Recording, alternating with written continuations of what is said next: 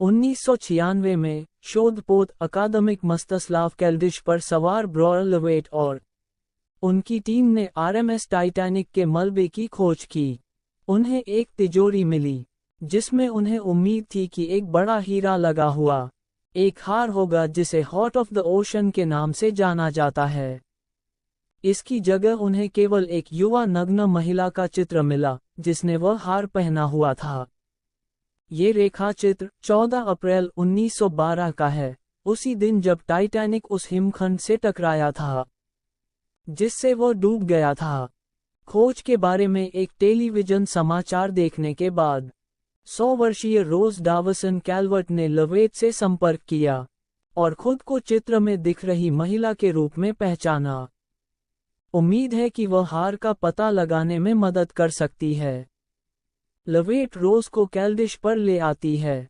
1912 में साउथहैम्पटन में 17 वर्षीय रोज डेविड बुकेटर, उसके अमीर 30 वर्षीय मंगेतर कैलेडन, काइल, हॉकले और रोज की विधवा मां रूथ टाइटैनिक पर सवार होते हैं। रूथ इस बात पर जोर देती है कि काइल से रोज की शादी परिवार की वित्तीय समस्याओं को हल करेगी और उनकी उच्च वर्गीय स्थिति को बनाए रखेगी। रोज अपनी प्रेमहीन सगाई से व्याकुल होकर आत्महत्या करने के इरादे से स्टर्न रेलिंग पर चढ़ जाती है। जैक डॉसन, एक गरीब युवा कलाकार, उसे वापस डेक पर ले जाता है और वे एक दोस्ती विकसित करते हैं। जैक जल्द ही स्वीकार करता है कि उसके मन में रोज के लिए भावनाएं हैं। जब काइल और रूथ विरोध करते हैं तो रोज जैक के ध्यान को अस्वीकार कर देती है, लेकिन यह महसूस करने के बाद कि वह प्यार में पड़ गई है, उसके पास वापस आ जाती है। रोज जैक को अपने स्टेटरूम में ले जाती है और उससे अनुरोध करती है कि वह उसे नग्न अवस्था में चित्रित करे जिसमें केवल हार्ट ऑफ द ओशन हो।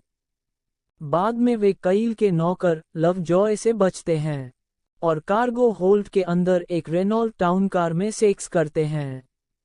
आगे के डेक पर वे जहाज की एक हिमखंड से टक्कर देखते हैं और उसके अधिकारियों को इसकी गंभीरता पर चर्चा करते हुए सुनते हैं।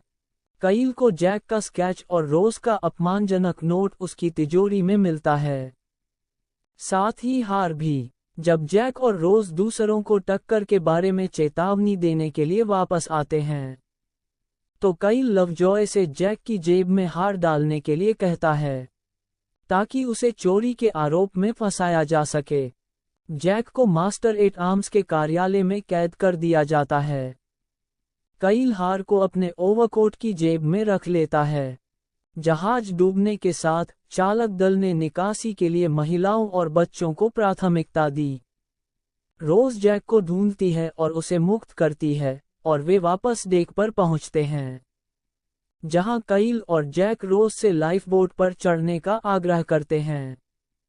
खुद को बचाने के इरादे से काइल झूठ बोलता है कि वह जैक को जहाज से सुरक्षित उतार देगा और रोज को अपना ओवरकोट पहना देता है।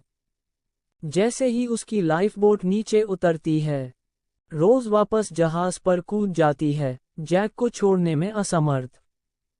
काइल लवजॉय की पिस्तौल पकड़ लेता है और जैक और रोज का पीछा करता है, लेकिन वे बच निकलते हैं। काइल को पता चलता है कि हार अभी भी उस कोट में है जो उसने रोज को दिया था। वह लाइफबोट पर चढ़ने के लिए खोए हुए बच्चे के पिता के रूप में पेश आता है। जैक और रोज डेक पर लौटते हैं। पानी से भरे आगे के हिस्से के डूबने के कारण जहाज का पिछला हिस्सा ऊपर उठ रहा है। दोनों हताश होकर पिछले हिस्से की रेलिंग से चिपके हुए हैं। उल्टा हुआ जहाज 2 टुकड़ों में टूट जाता है और आगे का हिस्सा डूब जाता है। पिछला हिस्सा वापस समुद्र में जा गिरता है, फिर से उलट जाता है और डूब जाता है। बर्फीले पानी में जैक रोज को मलबे के बीच एक लकड़ी के ट्रांसम पैनल पर चढ़ाने में मदद करता है, जो केवल एक व्यक्ति के लिए पर्याप्त उछाल वाला था, और उससे जीवित रहने और अपना जीवन पूरी तरह से जीने का वादा करता है। जैक ठंड के झटके से मर जाता है, लेकिन रोज उन 6 लोगों में से एक है जिन्हें एक लौटती लाइफबोट ने बचा लिया। आरएमएस कारपथिया जीवित बचे लोगों को बचाता है। रोज, कईल और अपनी मां से बचती है, क्योंकि वो स्टीयरिंग यात्रियों के बीच छुप जाती है। वर्तमान में, रोज कहती है कि उसने सुना है कि 1929 के वॉल स्ट्रीट दुर्घटना में अपना भाग्य खोने के बाद कईल ने आत्महत्या कर ली थी। समुद्र में बाहर देखते हुए, लवेट लिजी कैल्वर्ट से विलाप करता है और रोज की कहानी सुनने के बाद अपनी खोज छोड़ देता है। कैल्डिश के स्टर्न पर अकेले, रोज हार्ट ऑफ द ओशन लेती है, जो उसके पास हमेशा से रहा है, और उसे मलबे वाली जगह पर समुद्र में गिरा देती है, जबकि वह अपने बिस्तर पर सो रही है। ड्रेसर पर उसकी तस्वीरें जैक से प्रेरित स्वतंत्रता और रोमांच का जीवन दर्शाती हैं। एक युवा रोज टाइटैनिक की ग्रैंड सीढ़ी पर जैक से मिलती है, जिसे उस रात मरने वालों ने सराहा।